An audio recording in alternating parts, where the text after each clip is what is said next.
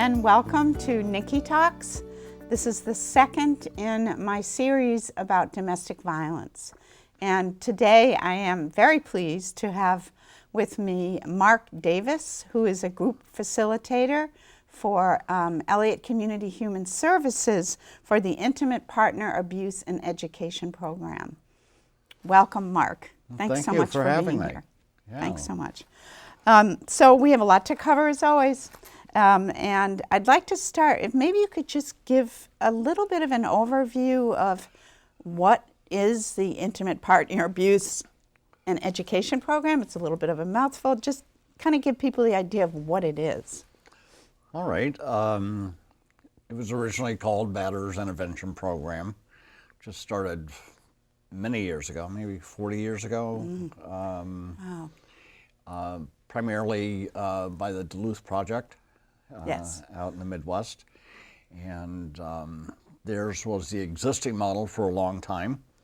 But it's an intervention program to change behavior, basically, in men who abuse. Yeah. And do you ever have a female in your groups? We have female groups, more now than we used to. Never used to have them, Oh, but that's interesting. in the last 10 years or so. And you would separate the Yes, gender? oh yeah, never together. Yeah. And do you co-facilitate, or is it just you facilitating? The model is to co-facilitate. That's what I thought, And with the idea being that the facilitators, group facilitators, can model respectful communication. Yep, makes sense. For guys who just don't have that skill. Yep. So. Yep. And so is yours co-facilitated? The one here in Gloucester is not. Yeah. Okay. Yeah, I know it used to be when it was at the court. I think it was Yes. co-facilitated. Unfortunately, I just can't get anybody to come up this Yeah. way Yeah. from Yeah. our program. It's Right. a long haul. Right. Takes me almost an hour to get here. So, Yeah. you know, it's not everybody's willing to do it. Yeah. And I tell you though, it's worked well. Yep. Yep. We've been doing it here in Gloucester since August of 2015. Okay, that's what I was thinking. So the a 4 little years. over 4 That's- yeah. years here in Gloucester. Yeah. So And is there kind of a median number of men who are usually in the group? too many. Too many, really? Too many. My group usually numbers around 20. Oh, wow, that's big. Yeah, it's really too big sometimes. Yeah, I had no idea. I was thinking yes. maybe 8 or No. 12. Ideal, I'd like to have 12 to 13 in a group, Yeah. but you know, just have not been able to get it down to that size, unfortunately. So, Wow, that's really big. but you know, in the spirit of wanting to be available to as many people who need the program, Yep. we That just totally keep makes going. sense. I would like, I think, to eventually make it 2 groups. Yeah. Yeah. So Do you have a cutoff at 20? I mean, you don't go any bigger than 20. it's gotten up to 22, but we've Yes. got, you know, after that, we're trying to actually, every once in a while, I've got a wait list Yeah. to get into the program, and Yeah. I'll just tell them, you know, don't send me any more until, Yeah. or you know, sign them up, but they can't start until this date because I've got people graduating and Yep. you know. And are most of the people, I know the answer to this, but I think it's interesting for viewers to understand this. Are most of the men in the program court mandated? And if so, are there any there voluntarily? Most are sent to us by the courts Yeah, as part of their probation agreement. yeah, Some are referred by DCF, yeah, and there are some self-referrals. yeah. Not very many, Yeah, and yeah. they generally don't last. Oh, interesting. Yeah, yeah. And how long is the entire program? The entire program consists of 40 classes, so 40 Okay, weeks. 40 weeks. Yeah. And if you're there because of the, your probation, what happens if you drop out? You're violating your probation? Right. Okay. They're allowed 5 absences in the Oh, course okay, of the that's 40 fair. weeks Yeah. because things happen. Sure. You know, you get Sure. sick or you have a family emergency or you Right. have a wedding or, Right. you know, Right, any, exactly. any number of things. Yep. You know, vacations. Yep. So Yeah. you're allowed 5 absences in the course of the 40. Yep. You still have to complete 40 actual classes. Oh, so you make up the ones that you. Right. Oh, I see. Well, that's good. So, you know, but if, you know, we have guys, you know, that just drop out, Sure. not interested, you Sure. know, Yeah. and that happens, so. And maybe you could, this to me, I like to talk about the issue of language because I think it's confusing for a lot of people who aren't in this field. You know, what is the difference between? So, can you talk a little bit, just a little bit about why isn't it called batterer's intervention anymore, for example? You know, I was just talking about that with my group last night. Oh, okay, good. Because I have a lot of new guys in the group currently, guys with less than 10 classes. So Okay. it's been a big changeover lately. And one other thing, I figured one of the ways to approach what the program's really about for these new guys, Yeah. it was to talk about the name change. And, you know, it's taken me a while as somebody who's been in the, you know, program for a long time to not call it the Batterers Intervention Program, but to call it the Intimate Partners Abuse Education Program, which is a mouthful. It is. It is. And we talked about it in terms of that the word batterers Yeah. has such a stigma to it. Does indeed. And these guys are defensive enough as they come in. You know, Yeah. they don't want to be there. They don't wanna be It's the Batterers Intervention Program. They call it the Wife Beaters Program. Batterers Club was the one that And when in fact, the vast majority of behaviors we talk about are not physical. yes. So, But what would you say? This is a kind of off the wing question, but what would you say is the percentage of men in the group who? I mean, is it almost 100% in terms of they have physically assaulted their partners? no. Okay. Maybe 50%. Oh, that's really interesting. Yeah. See an awful lot of referrals on restraining order violations. But they had the restraining order in the first place, right? Right. What's that? They had the restraining order in the first Yes, place. Yeah. right. But it's not always for physical things. Although I would say most of them have probably Yeah. physically attacked their partner. Yeah. Yeah. That's not what they got arrested for, Oh. and it's not what they've been charged with. Oh. So, Oh, that's really interesting. so we talk about the reason that the name got changed. Yeah. I think is to try to alleviate that defensiveness. Yep. Yep. Because it's And hard to reach somebody through that wall. my approach through the years has developed to the point of I try to get the guys involved in more of a cerebral approach at the beginning so it distances them from it. So we talk about how behavior happens and analyze that. You know, you have an event, you have a thought, you have a perception of it, you have an emotional response, and out of that you make a choice and you have Comes the intentions. behavior. Yeah. So that they can see in themselves how they came to make the decisions that they made. And that makes it a little less onerous. Yes. That's the word that was on my mind. So, yeah. Exactly. so that their defenses come down. In the old approach, it was you need to tell me what you did, and you know, blah blah blah. You know, And somehow make amends and right. And it's kind of a so militaristic, what happens is punitive. the walls just stay up, and Yep, it takes yep, that exactly. much longer to get to the truth Yeah. and get to the actual insights. So if I can put them at ease in talking about behavior in general, Yeah. and then work it back to the specific, Yep. they're Yep. more willing to say, "Oh yeah, I did that." Yeah. You know. So what that makes me think is maybe not 100%, but that it sounds like a life-altering experience.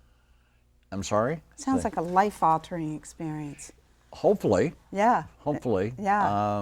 It really does. Mind altering is what I like to think of Mind-altering? it. You know, Yeah. changing the way they see the world, changing the way they see themselves and partnerships and women. Right. Right. Not seeing themselves as victims all the time, Yes. you know, Yes. which is their defense. So let me ask you, and again, somewhat briefly, what was your path to this work? Because it's not everybody's cup of tea, I guess No, I could it say. isn't. Yeah. I got here by accident. Okay. Truly. Yeah. I was working at Essex County Jail Yeah. doing substance abuse counseling. Okay. And they needed somebody to work in the batterers intervention program. Yeah. And somebody mentioned me as a possibility, and Huh. they interviewed me for it. And the next day said, "Would you like to come do this?" I had no idea what it was. Yeah. But I'm always looking to learn something new. So. Little said, did you "Yeah." know that decades later you'd still be Decades doing the later, same thing. Yeah. Yeah. I said, "How long does it take to learn this?" And they said, "About a year." And I'm thinking to myself, well, I'm a pretty bright guy. I'll have this now. And truly, the curriculum is easy. So, you know, a couple of Yeah. months I had that down. But about a year into it, something clicked, and it was You got like hooked. it's about understanding how they're thinking, Yeah. which is so foreign to Yes. me. But you know, Yes. all of a Yes. sudden I could say, "Oh, I see how they got there." You know. Yeah. So. And so there is a curriculum. There's a set curriculum. Oh yes. Yeah. And I would hope and assume that the curriculum is some kind of a compilation of all the work that came before. So a little Duluth model, a little Emerge model, a little of your own stuff. I mean, is that true? Yes, it's Yeah. a little Duluth model, a little Emerge, a lot of my own stuff Yeah, I would after think all so. Yeah. all these years, and some new programs that have started up. There's a huge movement out in the Midwest, started at Iowa State University, involving mindfulness Yes. in this program, which fits perfectly with what I do, with the way I've been approaching it for quite a few years now, which is... Can you talk a little more about the mindfulness approach? Well, part of it is using the cognitive behavior model. Yes. You know, when we talk about behavior, we're talking about an event happens, that's the, you know, and then you have a perception of it, and you have an emotional response. Mindfulness, or the Iowa State approach, is that because these gentlemen have problems differentiating their emotions, Yeah. that their default emotion is anger, Yes. and they make their choices out of that. So part of the approach is, what I do with the event is try to drill into them that the event is always neutral. And the event meaning, Life. okay, not the Whatever- event, the abusive event. No, Okay. whatever happens Okay. that starts the chain. Yep. Yep. Whatever happens is always neutral. It's not about them. Yeah. It's just Yeah, that's is. the mindfulness part. I get it. Yeah. But when they make it about them is when they start making emotional responses. Interesting. For yeah. instance, if I say, you know, your partner lies to you, that's often a trigger, you know. Sure. So they get angry, they want to hurt them, they want to punish them for doing that, you know. So I said, what if you take, instead of my partner lied to me, just say my partner lied. Mm-hmm. Not make it about you. Mm-hmm. She lied. Okay, what's behind a lie? Fear? Mm-hmm. Okay. So now your question becomes, what's she afraid of?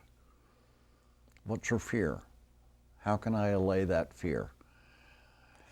Oh, that's really interesting. So do you it find changes the conversation from the very Yes. beginning. radically, I Yeah. would say. Do you find that pretty much everybody or most men in the group are able to really grasp that line of thinking? We spend a lot of time on it. Because that's some complex layers of processing, I think. But I think I put it out there in a way that makes sense to them. And would you say that there's a certain percentage of them who are really seeking, I mean, even though they're mandated to be there, but that they're really seeking to kind of, A, understand better their actions, and B, not repeat them? Not when they first get there. Yeah. Yeah. Hopefully. Yeah, And that's a the good mind-altering Yeah. part. And Yeah. I think a good portion of them, actually come to want to see what's going on Yeah. inside of themselves. Yeah. Yeah. It's another thing to say that they really want to change. But if we can get them just to examine their own behavior and have some Absolutely. insights into their own behavior, that's a huge, huge start. It is. It really is. I mean, most of us have to really cultivate that skill, and a lot of people can't or won't or don't. Yeah.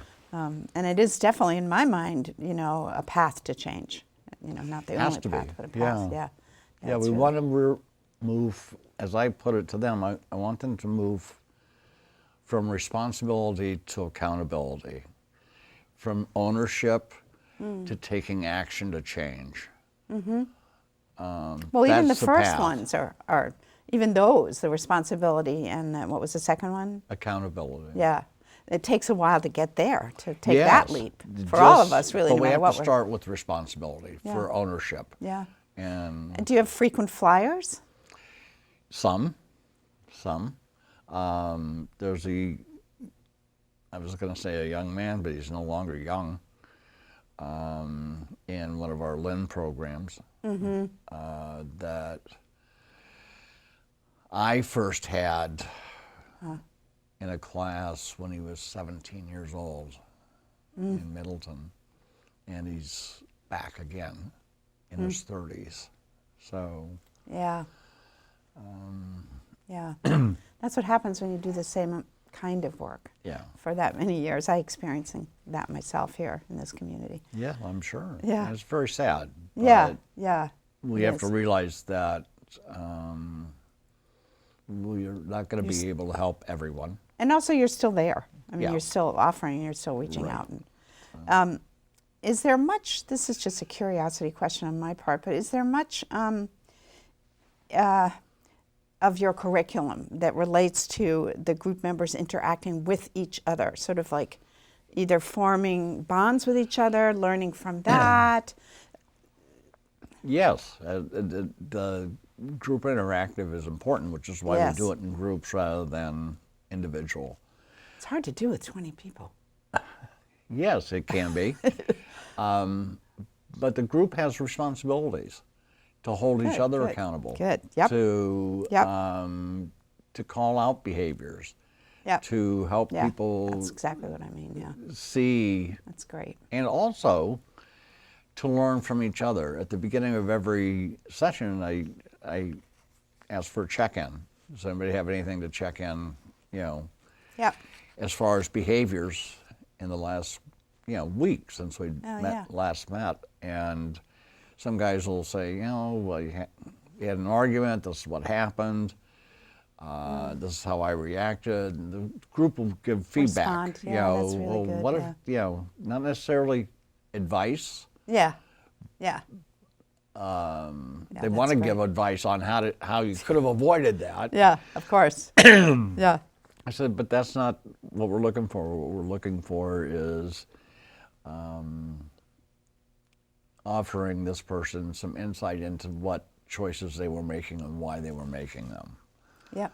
And Do you find, and I don't know if this is something that you can track or that you have I'm sure you do have awareness, but do you find any patterns with men in the group in terms of their maybe childhood experiences of witnessing domestic violence? that's a huge factor. Yeah. most of the class, if I ask, who grew up in a household where there was Everybody's- violence, Yeah. most of them will raise their hand. Yeah. It's interesting you should ask. I'm just starting work on a new piece. I don't know what I'm going to do with it yet, but I'm calling it Yesterday's Children. And it's about how the children who witness domestic violence end up being the new generation of perpetrators and victims. Yeah, there's lots of research and statistics that Yeah. bear that out, unfortunately. Yeah, the estimate is that 80% of boys who grow up in domestic Yes. Yeah. homes where they witness domestic violence become abusers. Yeah. Yeah. I have not seen recently statistics on women who observe it becoming victims, but Yeah, I only we have would old. think that it would not be much different. No, I don't think it is too different, unfortunately. I have a few questions left that I feel are important, Okay. and I'm going to try to speed it up because we have a limited amount of time. One of the things that there's more and more research on, and then I'll leap to the second thing, is that a huge percentage of incarcerated people, including juvenile detention kids, have a trauma history. And so there's an initial wounding very often in somebody who later becomes a perpetrator of whatever it is, emotional, physical violence. And along those lines, I watched something early this morning about revolutionary love, and it was based on the idea of tending to the wound. Yes. So you're not healing this person necessarily, but you are standing with this person. Right. So in terms of how you have, outside of this interview, but other times we've talked briefly about the group, I have the feeling that that's a little bit of what goes on there. Sorry, big question we have. It's a huge question, and not something that's part of the curriculum necessarily. Okay. Yep. But each of us carries into our work, I think, what we're familiar with and what we believe in. Yep. And one of the things that I'm involved with outside of this program and this work is something called process therapy. And I think I know what that is. so that plays a large role in how I approach people who are affected by trauma. Can you say what that is in one short sentence? No. Sorry.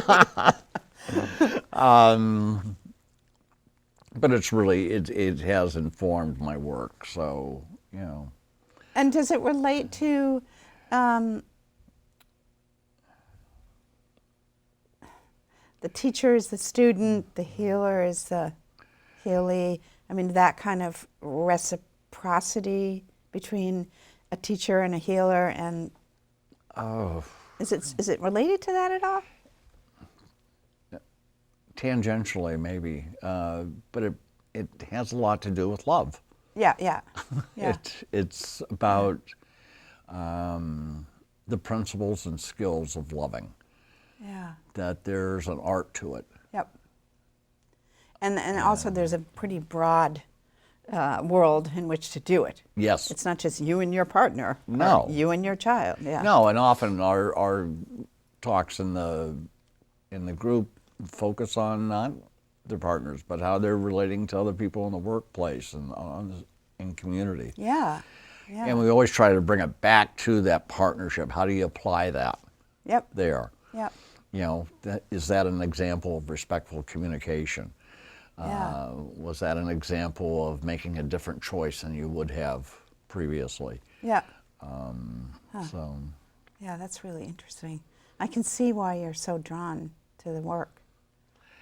Yeah, I was hooked from from a long time ago, and like I've said to you before, I'll go anywhere, any place, anytime to talk about this, to to spread the word, to get more people in the community involved in what we do.